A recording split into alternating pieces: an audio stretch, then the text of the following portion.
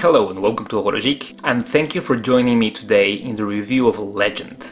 And this is the Seiko SKX007, and according to me and many others, it's one of the most legendary watches of the last decades. Watches belonging to this group of legendary timepieces usually belong to very respected manufacturers from the upper echelons of the watch market. However, this watch is an exception. Up to when it was discontinued in the middle of 2019, this watch could be had any day for under $200, and even much less than that, new. However, since it was discontinued, prices have been creeping up, so much so that we can ask ourselves the question if this is still a good buy in 2020. And even though I know this watch has been done to death, we're going to very quickly look at the specifications, what I think makes this watch legendary, and then we'll discuss and see if it is still a good buy. So a little bit of history first. This watch was released in 1996 and is the successor, the 7 series watches. This watch is 42.5 millimeters in diameter, around 13.5 millimeters in height.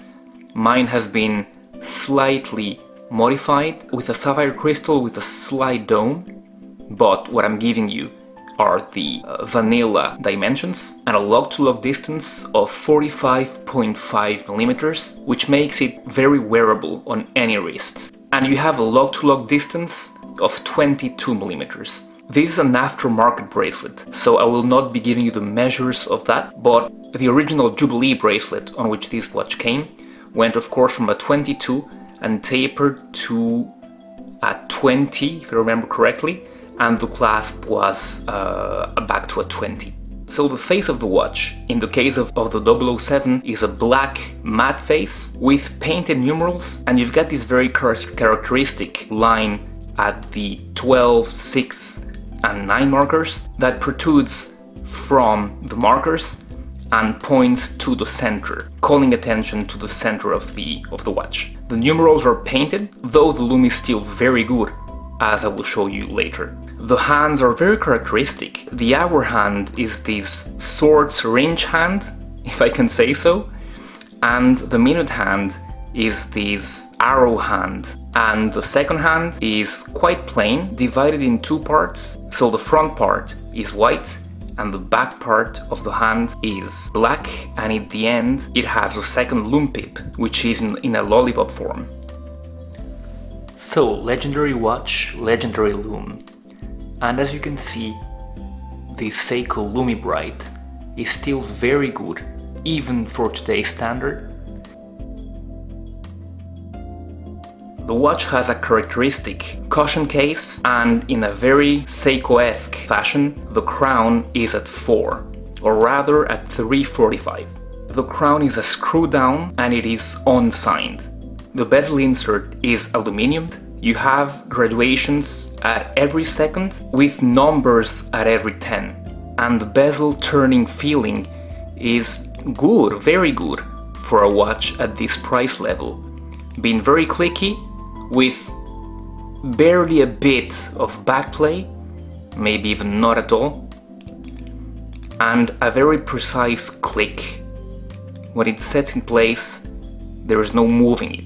The other thing that made this watch quite famous is the fact that it has very good finishing for the price point. If you look at the back of the watch, you can see the very characteristic, the Kuganawa weight, along with the characteristics of the watch, the serial number, and the finish of this watch is pretty elaborated with a brushed finish on the top of the lugs.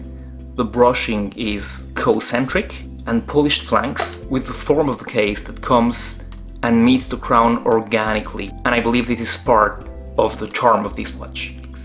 This watch carries the ubiquitous 7S26 movement, and this is a pretty old movement with 21 jewels. It doesn't hack and it doesn't hand wind, and this was the most negative point of this watch. It's accurate to -20 to +40 seconds a day. And of course, what made this watch legendary is that small text at the bottom of the dial, and it's the fact that this is a diver's watch. So let's discuss the good and the bad, which will help us decide if this watch is still a good buy in 2020. And let's start with the good. And the good, of course, is that this watch is legendary for a still quite affordable price. It depends on where you're getting it from. First point. Second point, the construction of this watch is very good. This watch is built like a tank, and you can bash it around anywhere and everywhere. You can of course take it diving, as I have. It will take a beating, as all of these scratches can attest. And the other very positive point, this watch is a diver's watch. So you're getting a diver's watch which has been thoroughly tested by an independent institution as prestigious as the ISO, and still you can get this watch, you could at least get this watch for as low as 150 new, which was a bargain for such a legend at the time up to last year. How was that possible? I don't know. Seiko magic, I suppose. And the third positive, this watch is infinitely moddable.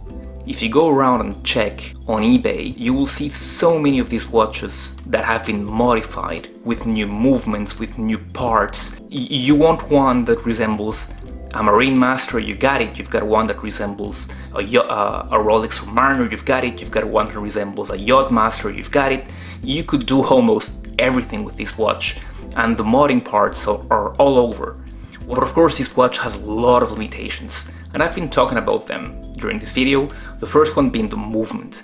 So that 7S26 is a beast of a movement. You can bang it around, as I've said, and it's really tough.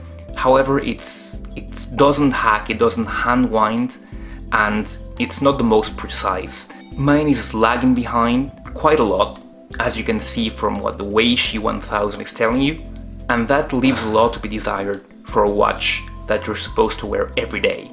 These watches were infamous for having QC issues, especially with the alignment of the bezel insert, the alignment of all of the markers, and I've had many versions of this watch. This is my third Seiko SKX. I've had the Ks, I've had the Js, and in none of them was the QC good. This has been one of the best versions that I've gotten, and it's okay.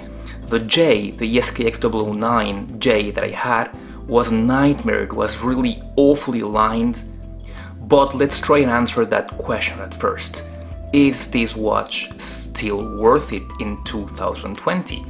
It was discontinued over a year ago, but let's get clear, you can still get this watch almost all over. And to make it worth it or not in 2020, it depends on the price that you're getting. And of course, of your knowledge of the watch, of what you're getting into.